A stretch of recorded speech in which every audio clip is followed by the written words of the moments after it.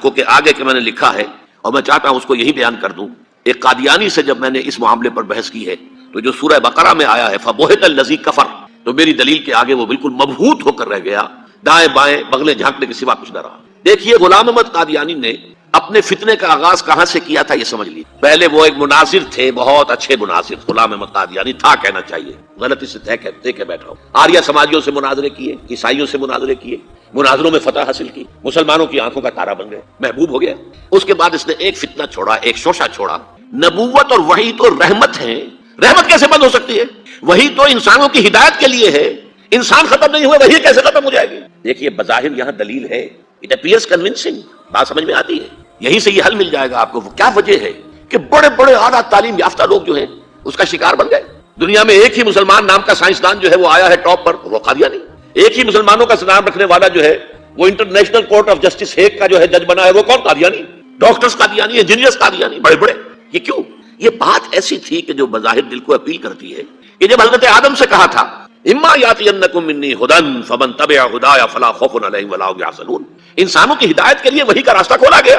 ابھی انسان ختم نہیں ہوئے، وحی کا کیسے دروازہ بند ہو جائے گا؟ اجرائے وحی کا پہلے شوشہ چھوڑا، اور جب وحی جاری ہے تو نبوت جاری ہے، لہذا پھر آخر میں آ کے نبوت کا دعویٰ کر دیا. اس نے ایک مسئلہ اور استعمال کیا. یہ اصل میں چالاک اور ہوشیار لوگوں کے معاملات ہوتے ہیں. عوام الناس کی نفسیات کو متاثر کرنے کے لیے ایک اور شوشہ چھوڑا. دیکھو یہ کیسے ہو سکتا ہے؟ ہمارے نبی حضرت محمد صلی اللہ علیہ وسلم وہ فوت بھی ہو گئے، دفن بھی ہو گئے، زیر زمین دفن ہے، اور عیسیٰ ابن مریم وہ آسمان پر اٹھا لیے گئے، وہ آسمان پر ہے. کیسے ہو سکتا؟ اب عام مسلمان کے لیے اس میں بھی ایک اپیل کہ اس میں تو گویا کہ ثابت ہوا کہ حضرت عیسیٰ ابن مریم جو ہے وہ افضل ہو گئے محمد صلی اللہ علیہ وسلم. یہ ہیں وہ چیزیں کہ جن سے حالانکہ افضلیت کا اسے کوئی تعلق نہیں.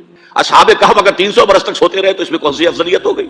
کوئی افضلیت کا سوال نہیں. اس اعتبار سے حضرت عزیر کو اگر 100 برس تک مردہ رکھ کر اللہ نے دوبارہ زندہ کر دیا، کون سی افضلیت اس میں ہو جائے؟ اللہ کی قدرت ہے، اللہ کر سکتا. لیکن عام آدمی کو اپیل کرنے والی باتیں ہیں، لہذا اس نے شوشہ چھوڑا کہ نہیں یہ غلط ہے، یہ مولویوں کے ڈھکوسلے ہیں، یہ قرآن مجید میں صراط کے ساتھ نہیں ہے، یہ حدیثوں کے اندر ہے، حدیثوں کے بارے میں جو ہے وہ ہم اطمینان نہیں کر سکتے کہ حضرت مسیح جو ہے وہ سولی نہیں چڑھائے گئے. وہ سولی چڑھائے گئے، وہ فوت نہیں ہوئے، البتہ زخمی ہو کر وہاں سے اتار لیے گئے تھے، پھر ان کا علاج معالجہ ہو گیا، پھر وہ علاقہ چھوڑ کر کشمیر میں آ گئے، یہاں آ کر ان کا انتقال ہو گیا، یہاں دفن ہوئے، یہاں کشمیر میں ان کی قبر بھی موجود. یہ دو ایشو ہیں جو اس شخص نے اٹھائے، اور اس سے عوام الناس جو ہیں جن کے اندر کے علم کی پختگی نہیں ہوتی، یا جذباتی طور پر آپ انہیں متاثر کر سکتے ہیں، یا جیسا کہ میں نے پہلی بات کہی تھی اس میں تو یقیناً ایک وزن کی بات نظر آتی ہے کہ یہ رحمت ہے، وہی رحمت ہے، نبوت رحمت ہے، اللہ کی رحمت بند ہو جائے گی کیسے؟